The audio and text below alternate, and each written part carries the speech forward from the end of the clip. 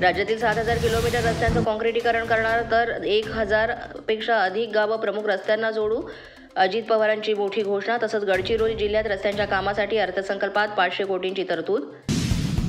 तळेगाव ते चाकण 4 पदरी उन्नत मार्ग प्रस्तावित. पुणे शिरूर उन्नत मार्गाचं काम हाती. अजित पवारांची माहिती. पर्यटन आणि सांस्कृतिक विभाग 3,159 कोटी रुपयांची अर्थसंकल्पात तरतूद. माळशेज घाटामध्ये काचेचा स्कायवॉक उभारणार. अजित पवारांची घोषणा. मुंबईतलं तिसरं विमानतळ वाढवण बंदराजवळ उभारणार. 2030 पर्यंत वाढवण बंदर सुरू करण्याचे लक्ष्य. अर्थसंकल्पातून अजित पवारांची घोषणा.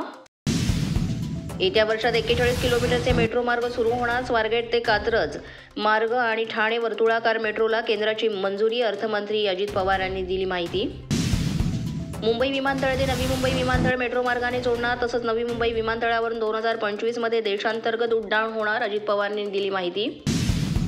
पुण्यामध्ये दुसऱ्या टप्प्यात 2 मेट्रो मार्ग सुरू करणार. खडकवासला स्वारगेट हडपसर खराडी मेट्रो मार्ग आणि नळस्टॉप वारजेत असं मेट्रो मार्ग सुरू होणार. पुण्याच्या 2 मेट्रो मार्गांचा प्रस्ताव मंजुरीसाठी केंद्राकडे.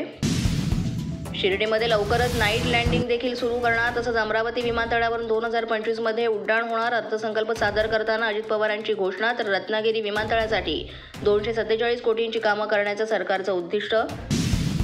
मुंबईतील भुयारी मार्गासाठी अर्थसंकल्पात 6,783 कोटींची तरतूद. वर्सोवा ते भाईंदर, मुलुंड ते गोरेगाव, ठाणे ते बोरिवली, ऑरेंज गेट ते मरीन ड्राईव्ह या ठिकाणी आणि भुयारी मार्गांचं काम सुरू.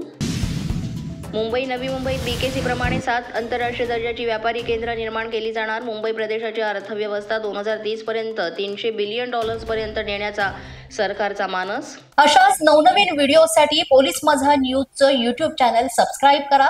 तसंच आमचं फेसबुक, इंस्टाग्राम आणि ट्विटर अकाउंट फॉलो करा. अधिक माहितीसाठी आमच्या www.polismazhanews.com या वेबसाईटला भेट द्या.